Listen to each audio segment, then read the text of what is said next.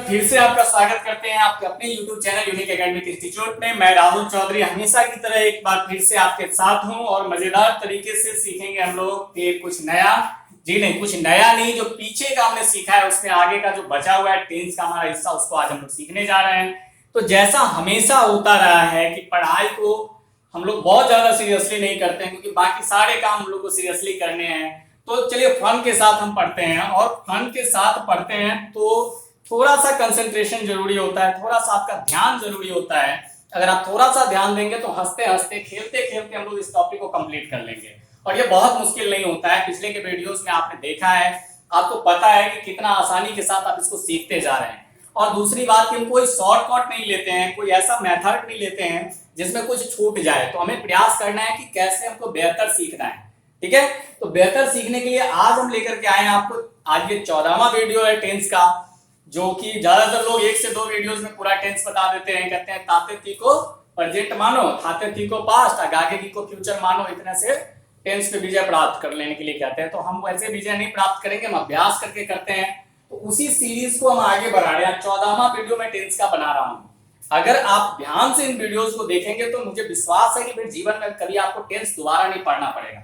तो देखिए टेंस में क्या है, फ्यूचर परफेक्ट। बिल्कुल परफेक्ट तरीके से आज पढ़ेंगे हम लोग क्या, फ्यूचर परफेक्ट। अगले कुछ मिनटों में ये टॉपिक हमारा हो जाएगा क्लियर, और इसको परफेक्ट तरीके से हम कैसे सीखते हैं आइए देखते हैं। तो पहले हम चलते हैं प्रेजेंट परफेक्ट को याद करते हैं। जब भी आगे बढ़ते हैं तो पीछे जो हमारे पूर्वज छोड़ के गए हैं उसको देखना पड़ता है कि कितनी संपत्ति छोड़ के गए हैं। या संपत्ति तो नहीं है, लेकिन पीछे जो हमने पढ़ा है वो भी हमारी एक पूंजी है, तो उसको एक बार हम रिवाइज कर लेते हैं। प्रेजेंट परफेक्ट में जाएंगे तो हमको याद आता है कि उसकी पहचान में हम देखते थे कि क्या रहता था, लगा हुआ चुका है, चुकी है, चुके हैं। और पास्ट में अगर आ जाते थे तो क्या लगा हुआ रहता था, चुका था, चुके थे, चुकी थी। और उसी चीज को आगे बढ़ा दिया हमने, चुकेगा, चुकेगी, चुकेंगे। तो बिल्कुल कॉमन है, चुका है, चुकी है, चुके हैं, चुका था, चुके थे, चुकी थी, और चुकेगा, चुकेगी, चुकेंगे। तो आगे भी आ गया हुआ है, लेकिन बाकी बिल्कुल वैसा ही है। तो ये हो गया फ्यूचर परफेक्ट टेंस। लेकिन परफेक्ट टेंस की एक खराबी क्या है कि ये परफेक्ट होता नहीं है। ठीक है, ये परफेक्ट होता नहीं है। अब कैसे परफेक्ट नहीं होता है, तो सेंटेंस को पढ़ते हैं, तुम अपना पार्ट सीख चुकोगे। कब तक सीख चुकोगे, इसके पीछे कुछ ना कुछ मिसिंग दिखाई देता है। जैसा कि आपको पास्ट परफेक्ट में अभी हमने बताया था कि वहां एक सेंटेंस होता है, उसको पूरा करने के लिए उसके साथ जुड़ा हुआ रहता है। यहां भी ऐसा ही होता है। अब हम स्ट्रक्चर की बात कर लेते हैं। तो स्ट्रक्चर पीछे का याद करते हैं। प्रेजेंट परफेक्ट का स्ट्रक्चर क्या था, subject plus have oblique has plus verb का थर्ड फॉर्म, और फिर ऑब्जेक्ट, सब्जेक्ट हैव हैज भीतरी ऑब्जेक्ट। और पास्ट परफेक्ट में क्या था, सब्जेक्ट हैड भीतरी ऑब्जेक्ट। और बिल्कुल उसी मेथड से यहाँ है subject plus shell will plus have plus भीतरी प्लस ऑब्जेक्ट। याद रखना है कि सिर्फ हैव है, हैज को यूज नहीं करना है, हैड को यूज नहीं करना है, यहां सिर्फ आपको हैव यूज करना है। और ये ट्रेडिशनल है अगर हम ट्रेडिशनल की बात करें, लेकिन इसके पीछे एक सेंटेंस मिसिंग होता है। जैसे परीक्षा शुरू होने के पहले वह अवश्य आ चुकेगा, वह अवश्य आ चुकेगा, एक सेंटेंस यह है, लेकिन कब तक आ चुकेगा, परीक्षा शुरू होने से पहले। तो यहां आकर के आपका पूरा होता है फ्यूचर परफेक्ट टेंस। लेकिन उसको पूरा करने से पहले हम देखेंगे पहले परफेक्ट का जो सेंटेंस है उसको कैसे कंप्लीट करते हैं। तो हमारा सब्जेक्ट क्या है, सबसे पहले मैं कहता हूं कि आप ध्यान दीजिए कि हमारा सब्जेक्ट क्या है। तो इस सेंटेंस में सब्जेक्ट क्या है, तुम, और इस सब्जेक्ट में सेंटेंस क्या है, सीता।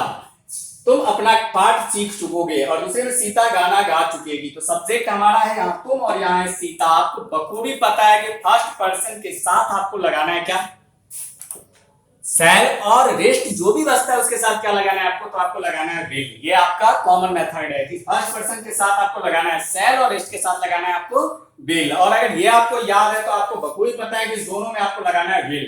तो चलिए पहले सब्जेक्ट लिखना है, तो हम सब्जेक्ट लिख लेते हैं यू, और यू के साथ लगाना है विल, तो वो भी लगा लिया। और उसके बाद लगाना है हैव, तो वो भी लगा लिया था अगर किसी से पूछे हुए, यू विल हैव, इतना आसानी से इसको कंप्लीट कर लिया। और उसके बाद वर्ब का थर्ड फॉर्म। तो वर्ब का थर्ड फॉर्म तो हमको पहले पहचानना होगा कि वर्ब है क्या, तो वर्ब है सीखना। अब जैसे ही हमको पता चल गया कि वर्ब है सीखना, तो सीखना को क्या कहते हैं अंग्रेजी में, लर्न। और लर्न का थर्ड फॉर्म लगाएंगे तो क्या हो जाएगा, लर्न। अब देखिए क्या बना, यू विल हैव लर्न।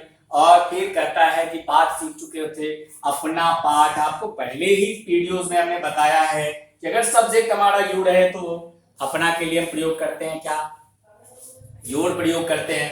तो यहाँ पे योर लगा देंगे तो you will have learn your lesson, पाठ के लिए हो गया लेसन हमारा, ये ट्रांसलेशन बन गया। अब इसको कोई गलत नहीं कर सकता है।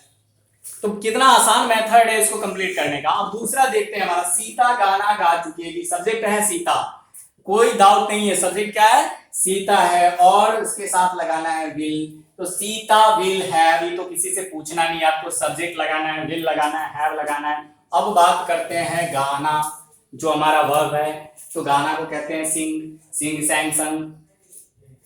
तो सीता विल हैव संग अ सॉन्ग। हो गया, बात खत्म, यहाँ पे कोई डाउट है ही नहीं। सब्जेक्ट विल हैव, भीतरी ऑब्जेक्ट, अब ये हमारा कंप्लीट हो गया। अब हमको जो देखना है कि नॉन ट्रेडिशनल जब आते हैं, जब वास्तव में हमको सेंटेंस मिलता है बोलने या लिखने के लिए फ्यूचर परफेक्ट टेंस में, तो उसके पीछे एक सेंटेंस जुड़ा होता है। परीक्षा शुरू होने से पहले आपने बनाया पास्ट परफेक्ट टेंस में, आपको याद होगा आपने पास्ट परफेक्ट टेंस में बनाया है ऐसे सेंटेंसेस को, और कैसे बनाया है वो आपको याद होगा। दो सेंटेंस होते हैं, पहले के लिए क्या यूज करते हैं, बिफोर यूज करते हैं, आपको याद होगा। बाद के लिए आफ्टर यूज करते हैं, लेकिन के लिए बट यूज करते हैं। तो यहां भी आप इस मेथड को यूज कर सकते हैं, इसमें कहीं कोई दो राय नहीं है।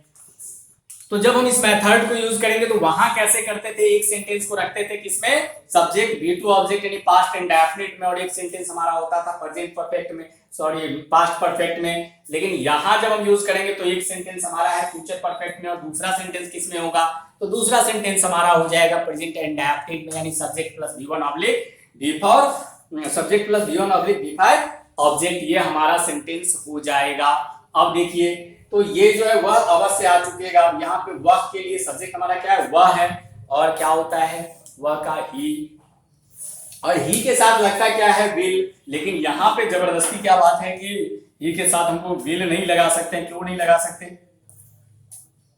क्यों नहीं लगा सकते विल यहाँ पे, अब ये क्वेश्चन है, क्योंकि सेंटेंस क्या कह रहा है, अवश्य आ चुकेगा। तो अवश्य के लिए तो आप जानते हैं कि फ्यूचर टेंस पे आपको डेफिनेटली यूज नहीं करना है। तो करना क्या होता है, कितना बदलना होता है, तो सिर्फ और सिर्फ हेल्पिंग वर्ब जो आपका होता है, यानी ऑक्सिलरी जो होता है, ऑक्सिलरी वर्ब जो आपका होता है, उसको बदल देना होता है आसानी के साथ। अब उसको आसानी के साथ बदल देना होता है, तो ही के साथ विल लग रहा था, यहाँ आपको लगा देना है सेल। क्या करना है, यहाँ पे सेल आपको यूज करना है। और अब अगर सेल यूज कर दिए तो क्या हो जाएगा, ही सेल हैव, आना का क्रम, काम का भीतरी कम, यानी कम के कम, तो ही विल हैव केम, ये हो गया, वह अवश्य आ चुकेगा। लेकिन कब, परीक्षा शुरू होने के पहले, before the examination begins, before the examination begins, आप ऐसे कर सकते हैं। अब इसको आसानी से बनाना कोई बहुत बड़ी बात नहीं, आप बिगिंस लिखिए या स्टार्ट्स लिखिए, ये कोई दिक्कत नहीं है। तो ये जो हमारा मेथड है ये आसानी से हमको समझ में आ जाता है। वहां हमारा था कि पास्ट इंडेफिनिट का एक सेंटेंस रखते थे, और यहाँ पे हमको किस का सेंटेंस रखना है, यहाँ जो हमारा सेंटेंस होगा वो पास्ट इंडेफिनिट का नहीं बल्कि प्रेजेंट इंडेफिनिट का होगा। तो ये अफर्मेटिव का स्ट्रक्चर इजीली आपके समझ में आ जाता है। अब हम आते हैं निगेटिव सेंटेंस में। तो निगेटिव सेंटेंस में हम जैसे ही आएंगे तो हमारा स्ट्रक्चर बिल्कुल बदलेगा। कैसे, सेल विल के बाद आपको नॉट यूज कर लेना है। अब सेल विल के बाद आपको नॉट यूज कर लेना है, तो क्या करेंगे आप, subject shall will not have भीतरी ऑब्जेक्ट, और इसी को अगर आप यूज करते हैं तो सेल विल के साथ अगर नॉट यूज कर लेते हैं तो क्या करते हैं आप, शांट या वांट यूज करते हैं। तो बहुत आसान मेथड है, मैं नहीं जा चुकूंगा। I shall not have gone, I shall not have gone, और उसी को आई शांट हैव गॉन। बहुत ही आसान है। सब्जेक्ट हमारा आई है, आई के साथ शैल लगाना है, उसके बाद नॉट लगाना है, फिर हैव लगाना है, फिर हैव का फिर जाना का हो गया, go went gone, I shall not have gone या आई शांट हैव गॉन। वह 10 बजे तक काम नहीं कर चुकेगा। अब देखिए काम नहीं कर चुकेगा, यहां हमारा जो सेंटेंस है वो कहता है वह काम नहीं कर चुकेगा, वह काम नहीं कर चुकेगा। तो वह काम नहीं कर चुकेगा, he will not have done the work, वह काम नहीं कर चुकेगा यानी कि he will not have done the work by 10 o'clock, he will not have done the work by 10 o'clock। 10 बजे तक लगा हुआ था इसलिए टिल लगा दीजिए, बाई लगा दीजिए, बाई 10 o'clock या टिल 10 o'clock। तो यहाँ भी आपको कोई डाउट रहने नहीं जा रहा है, बहुत आसान मेथड है। सब्जेक्ट यूज करना है, फिर शैल या विल, फिर नॉट, फिर हैव, फिर वर्ब 3 और फिर ऑब्जेक्ट। तो ये इससे आसान मेथड आपको और कहाँ मिलेगा। अगर आप अभ्यास करते हैं तो बड़ी आसानी से आपके समझ में आ जाता है। अब हम बात करेंगे इंट्रोगेटिव सेंटेंस की। अब इंट्रोगेटिव में जैसे ही आते हैं तो क्या बात करते हैं, इंट्रोगेटिव में आकर के आपको पहले से पता है कि जब हम इंट्रोगेटिव में आते हैं जो आपका एक्सिलरी वर्ब होता है वो पहले आ जाता है। तो पहले आ गया हमारा auxiliary verb, shall, will, subject, have, will, 3 object, और क्वेश्चन मार्क आपको लगाना है। इंट्रोगेटिव एक बार फिर से दिमाग में डाल लीजिए, इंट्रोगेटिव कहिए आप इसको, या वाक्य के आरंभ में क्या रहने पर कहिए, या यस नो क्वेश्चन कहिए, तीनों कॉमन चीज है। इंट्रोगेटिव कर लीजिए, वाक्य के आरंभ में क्या रहने पर कर लीजिए, या यस नो क्वेश्चन कर लीजिए। ये तीनों मेथड इसके लिए अप्लाई किया जा सकता है। और इस लेक्चर में शुरुआत में आपको एक्सिलरी वर्ब आ जाता है, चाहे वो कोई भी टेंस हो। तो फ्यूचर परफेक्ट भी उससे अलग नहीं, फ्यूचर परफेक्ट में भी सबसे पहले वही आ जाएगा। तो सबसे पहले हमने ले लिया शैल और विल को, उसके बाद हमारा सब्जेक्ट आता है, फिर हैव आता है, फिर बी3 आता है, फिर ऑब्जेक्ट आता है। और नॉट वाले प्रोसेस में आपको क्या देखना है कि सब्जेक्ट के बाद नॉट आता है, और अगर हम नॉट को एक्सिलरी वर्ब के साथ यूज करना चाहते हैं तो शांत या वांट का यूज यहाँ पे आपको करना है। ठीक है, अब इसको बना करके देख लेते हैं। क्या तब तक वह सो चुकेगा, क्या तब तक वह सो चुकेगा, क्या वह सो चुकेगा। तो क्या करेंगे, सब्जेक्ट हमारा क्या है, सबसे पहले वह, तो वह के लिए हमको लेना है विल। तो will he have slept by then, तब तक by then, will he have slept by then. क्या लता गाना नहीं गा चुकेगी, अब नॉट लेना है। तो विल लता नॉट हैव संग अ सॉन्ग, या तो ऐसे बना लीजिए, या वांट लता हैव संग अ सॉन्ग। तो दोनों मेथड में से आप कोई भी यूज कर सकते हैं, आपके अपने हाथ में है। बस ध्यान आपको ये रखना है कि सबसे पहले आपको सब्जेक्ट पहचानना है, और सब्जेक्ट सबसे पहले इसलिए पहचानना है क्योंकि कोई भी टेंस हो सब्जेक्ट पहचानेंगे तभी आप एक्सिलरी वर्ब का सही सही यूज कर पाएंगे। वैसे फ्यूचर टेंस में बहुत ज्यादा परेशानी इसलिए नहीं होती है क्योंकि फ्यूचर टेंस में हमारे पास बहुत ज्यादा ऑप्शन नहीं होता है। फर्स्ट पर्सन के साथ विल लगाना होता है, रेस्ट के साथ शैल लगाना, सॉरी फर्स्ट पर्सन के साथ शैल लगाना होता है, रेस्ट के साथ विल लगा होता है। वाक्य में अवश्य आ जाए तो उसको उल्टा कर देना होता है, लेकिन बहुत जगह पर आपको दिक्कत हो सकती है। इसलिए ये जरूरी है कि आप सब्जेक्ट को पहचाने। जैसे ही हमने सब्जेक्ट को पहचान लिया, मुझे पता चला कि दोनों सब्जेक्ट थर्ड पर्सन है, सिंगुलर नंबर है, हमको मालूम है कि विल का यूज करना है तो विल ही यूज करेंगे, इसमें कोई अब डाउट रह नहीं जाता है। तो उस डाउट को क्लियर करते हुए मैसेज को बना लेते हैं। शैल नॉट या विल नॉट को हम शांत या वांट के रूप में यूज करें या सब्जेक्ट के बाद नॉट यूज करें, दोनों में से कोई भी मेथड हमारा गलत नहीं होगा। और उसके बाद देखते हैं हु एज ए सब्जेक्ट। कुछ ऐसे वाक्य होते हैं जहां हु क्या होता है, तो हु आपको यूज किया जाता है सब्जेक्ट के रूप में। तो हु शैल विल हैव भी3 ऑब्जेक्ट। तो यहाँ आपको हमने पहले ही बता दिया था कि who co third person single number subject माना जाता है, तो इसलिए यहाँ पे विल का ऑप्शन जो है वही सिर्फ होगा, शैल आपको नहीं रखना है। ये मैंने इसलिए लिख दिया था कि आपको थोड़ा सा कंफ्यूजन क्लियर कर सकूं। जब हमारा हु सब्जेक्ट है तो ये पहले से तय है कि ये थर्ड पर्सन है और सिंगुलर नंबर है। तो जैसे ही थर्ड पर्सन सिंगुलर नंबर है तो आपको भटकने की आवश्यकता ही नहीं है। हु विल हैव भी3 ऑब्जेक्ट, ये पहले से आप समझ जाते हैं कि यहाँ आपको दूसरा लेना ही नहीं है। और हु जब भी कहीं पर सब्जेक्ट के रूप में आएगा, चाहे वो कोई भी टेंस हो, तो उसको थर्ड पर्सन सिंगुलर नंबर के रूप में आप यूज कर लेंगे। तो यहाँ पे दोनों ऑप्शन आपको लिखने की आवश्यकता नहीं है, क्योंकि आप आंख बंद करके विल को यूज कर सकते हैं। तो कौन अपना काम कर चुकेगा, तो who will have finished his work, आपको पहले से पता है कि कर चुकेगा। तो हर या हिज आप अपनी इच्छा से यूज कर सकते हैं। अगर लड़की के लिए यूज कर रहे हैं तो हर कर लीजिए, और लड़का के लिए यूज कर रहे हैं तो हिज कर लीजिए। देख लीजिए एक बार फिर से, हु विल हैव वर्क काम कर चुकना, तो फिनिश्ड हिज वर्क या हर वर्क। तो ये बहुत ही आसान मेथड है, आपको मुझे नहीं लगता है कि आपको कोई डाउट इसके बाद भी रह जाता होगा। अब हमको पढ़ना है WH सेंटेंस, और WH सेंटेंस की जब भी बात करते हैं तो आपको एक बार फिर से हमको याद दिलाना पड़ता है, जो कि आज मैं लगातार हमको लगता है कि 14वीं बार आपको याद दिला रहा हूं कि WH का मतलब क्वेश्चन वर्ड नहीं होता है। क्वेश्चन वर्ड तो है, ये जो भी WH होते हैं वो क्वेश्चन वर्ड होते हैं, लेकिन जो भी क्वेश्चन वर्ड होते हैं वो WH वर्ड नहीं होंगे। ये बात आपको हमेशा दिमाग में रखना होगा, और हमेशा इस बात पर आपको अडिग रहना होगा, समझना होगा।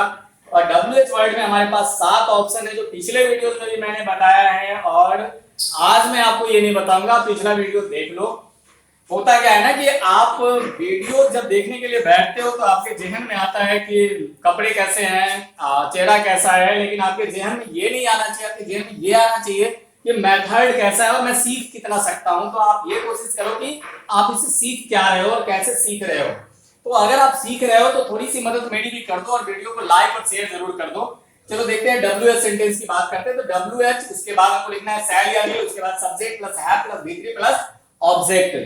अगर ये इंपॉर्टेंट है तो हमारा स्ट्रक्चर कहता है WH plus shell will subject have V3 object, और इसी मेथड में नॉट यूज करना है तो सब्जेक्ट के बाद नॉट यूज करना है। बार बार मैं रिमाइंड करा रहा हूं आपको कि या तो आप सब्जेक्ट के बाद नॉट यूज कर लो या ऑक्सिलरी वर्ब के साथ लगा दो, तो शांट या वांट यहां यूज कर लो। तो वह कैसे अपना काम कर चुकेगा, कैसे के लिए यूज करते हैं हाउ, और हमको ये चीज तो पता है कि हाउ यूज करते हैं। सब्जेक्ट पहचान लो पहले, तो सब्जेक्ट है वह के साथ आपको लगाना है विल। तो हाउ विल, सबसे पहले हाउ, फिर विल, फिर सब्जेक्ट यानी ही, हाउ विल ही, और उसके बाद क्या है हैव, और वर्ब का तीसरा रूप तो काम कर चुकना तो डन, और अपना तो ही के साथ अपना आपको हिज यूज करना है। तो how will he have done his work, और क्वेश्चन मार्क लगा लेना। इतनी आसानी से आपको ये समझ में आ जाएगा, और अभ्यास करते रहना। अभ्यास करते रहोगे तो शायद आपको कभी दोबारा दिक्कत नहीं होगी। WH plus LV subject not have V3 object में जब आते हैं तो उसमें भी आपको सब्जेक्ट के बाद नॉट यूज करना है या शांट और वांट यूज कर लेना है। मेरे आने के पहले वह क्यों सो चुकेगा, तो वह क्यों सो चुकेगा हमारा मेन सब्जेक्ट यह सेंटेंस यह है। Why will he have slept before I come? Before I come, क्योंकि ये जो हमारा लगाना है वो कैसे लगाना है, प्रेजेंट इंडेफिनिट का होता है। तो तुम अपना पार्ट कब सीख चुकोगे, तो कब, when will you have remembered your lesson। तो बड़ी आसानी के साथ हम इसको ऐसे बना सकते हैं। अब नॉट लगा के किसमें देखते हुआ कैसे अपना काम नहीं कर चुकेगा। How will he not have done his work, और अगर दूसरे तरीके से करते हैं तो how won't he have done his work. ठीक है, वांट आप यूज कर लीजिए या विल के बाद सब्जेक्ट लिख लीजिए और फिर नॉट यूज कर लीजिए। तो मुझे नहीं लगता है कि अब आपको इसमें किसी प्रकार का डाउट रह गया। तो मैंने पहले भी कहा था कि अगर आपके लिए ये मायने रखता है कि हमको मेथड क्या मिल रहा है, हमको जो कंटेंट मिल रहा है वो कितना इंपॉर्टेंट है, तो फिर आप इसको लाइक भी करें और शेयर भी करें। और अगर आपके लिए ये इंपॉर्टेंट रखता है कि वीडियोस कैसे बनाया गया, किस कैमरे से बनाया गया है, तो फिर कोई बात नहीं। चलिए हम मिलेंगे फिर नेक्स्ट वीडियो में। हमारा एक टॉपिक और बचा हुआ है जो हम लेकर के आएंगे आपको अगले वीडियो में, और तब तक के लिए गुड बाय, शुभ विदा।